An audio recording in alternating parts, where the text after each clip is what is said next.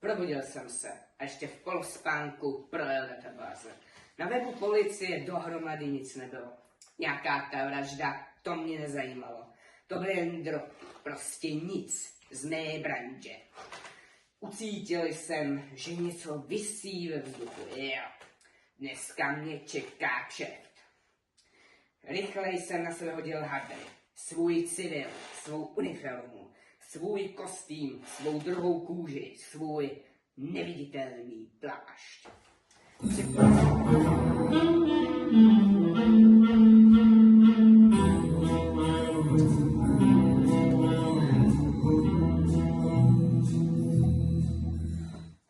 Zhluboka jsem se nadechl a okamžitě ucítil tu vůni. Tahle vůně, vážení, ta byla vždycky silnější než já. A bylo jí tady tolik, že by jí nedokázala vydýchat ani celá tisícovka čmuchalů. Takhle oni jenom knihy, narovnaná jedna vedle druhé. Tomáši, zase vy? Ale paní Knobluchová, neříkejte mi, že všichni vrátili výpůjčky včas. To není vaše práce, Tomáši. Máme automatický systém, který čtenáře upozorní e-mailem. Znáte lidi, víte, že je mezi nimi jisté procento nezodpovědných jedinců, když to řeknu jemně. A s těmi žádný e-mail ne.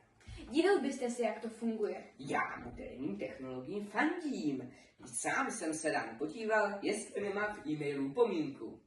Vy už přece nemáte čtenářský průkaz po tom všem. Tím vším myslela nejspíš případ paní Vášové, se kterou nehnula ani třetí upomínka. A pak jsem se do věci vložil já. Paní Vášová nakonec všechny knihy vrátila, ale pro mě to mělo nepříjemnou dohru. Je fakt, že ty věce v její ložnici uprostřed noci, převlečený za upomínku, bylo poněkud brutální.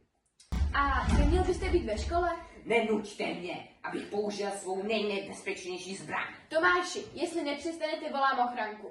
Svou intuici. Tomáši, vy nejste zaměstnanec z knihovny. Vy nejste ani čtenář. Vy jste jen... Paní Knobluchová, vzpomeňte si, co všechno jsme spolu zažili. Vzpomeňte si na případ přebývající kuchařky.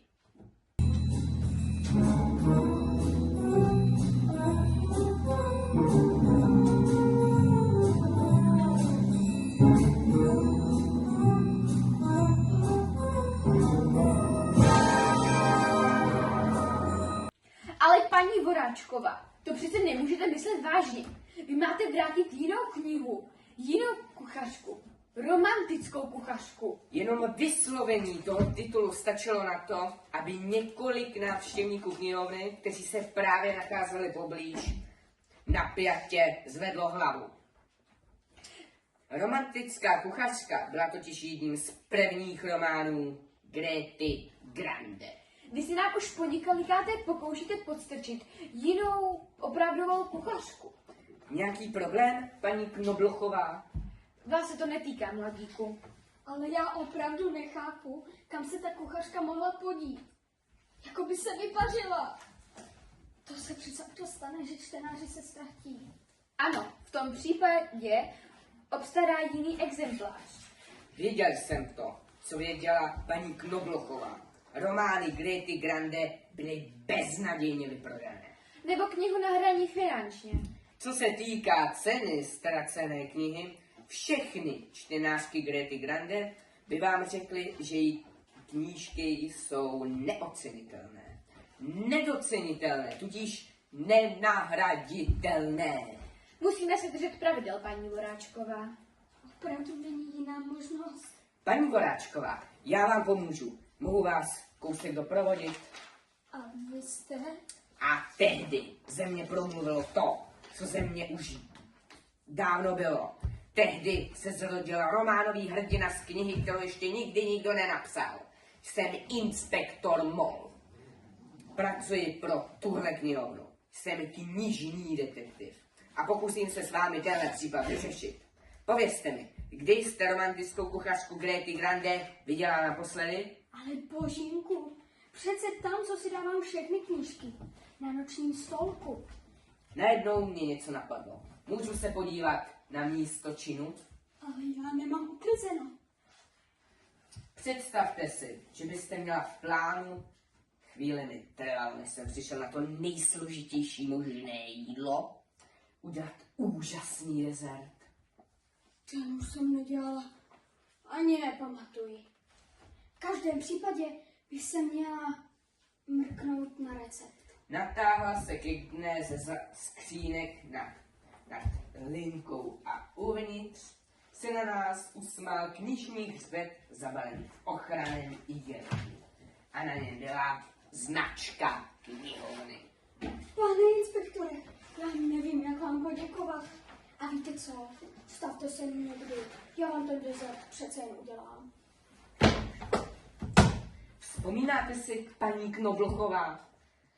Jenže paní Knoblochová si nevzpomínala. Nebo se tak alespoň tvářila. Paní Knoblochová, s tím večerním čtením Gréty Grande máme problém. Miluška onemocněla. Karolína má náhradní volno. Pavu jsme právě taky poslali k doktorovi. A Petra má nemocnou Olinku. Takže všechny ty vaše čtenářky, které na tu Grande tak letí, mají smůlu.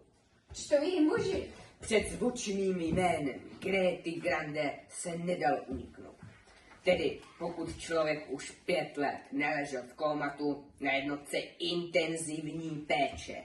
Greta Grande byla totiž všude. V televizi, v reklamách, na plakátech i v rádiu. Tedy pokud ho někdo vůbec ještě poslouchal. A kdo vám pomůže s židlemi? Byl tam v tu chvíli někdo, na koho oba zapomněli. Někdo, komu leželo blaho knihovny na srdci. A navíc někdo, kdo nesnesl, aby trpěli slabší. Něco na atmosféře ve vagonu metra cestou do knihovny se mi nastálo. Vypadalo to tam až příliš normálně. A pak jsem na to přišel. Čtenářek Gréty Grande přibylo. A vyskytli se dokonce i čtenáři. A já jsem v tu chvíli pochopil, kam všichni společně jdeme. Zapadlo vám to?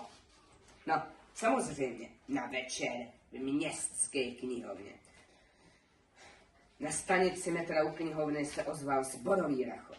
To čtenářky a čtenáři románů Grande sklapli své výtisky.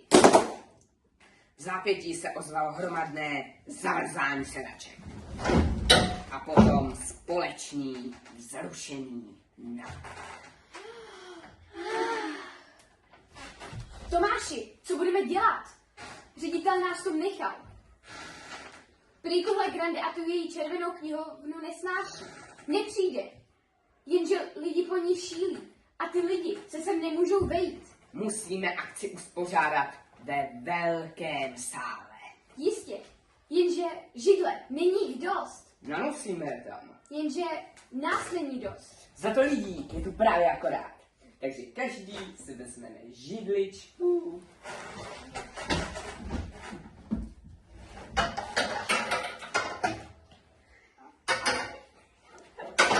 Odneseme si ji takhle do sálu a nestrkáme se.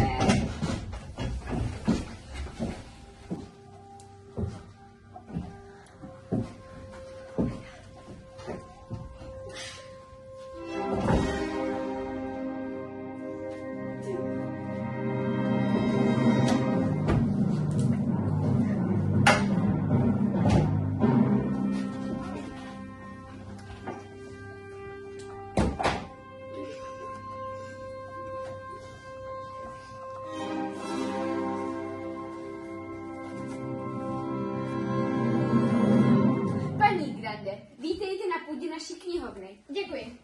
Je plno? Ano, Tím hůř. dnes nemůžu vystupovat. Ne, nemůžu.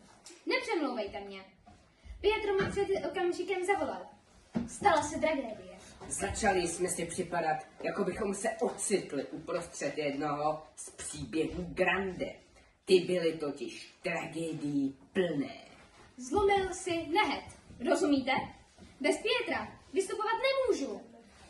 Nehet jsem zařídil. Greta nám přečetla ze svých knih. Pak nastal čas na otázky. Já bych se chtěla zeptat paní pisovatelky, jestli používá syntetický nebo přírodní šampón. Ubližuje káva pleti? Jaký je váš názor na nízkotučné sýry?